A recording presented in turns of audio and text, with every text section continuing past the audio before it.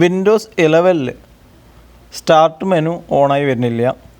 Start മെനുവിൽ click ചെയ്യണമെങ്കിൽ നിങ്ങൾക്ക് കാണാം, ഒരു ക്ലിക്ക് തന്നെ സ്റ്റാർട്ട് മെനു വരേണ്ടതാണ്. ഇതിലിപ്പോൾ 1-2 കൂടുതൽ ഞാൻ ക്ലിക്ക് ചെയ്തിട്ട് എനിക്ക് സ്റ്റാർട്ട് മെനു വരുന്നില്ല. ഇങ്ങനെയാണെന്നുണ്ടെങ്കിൽ നിങ്ങൾക്കിത് എങ്ങനെ റെഡിയാക്കാം?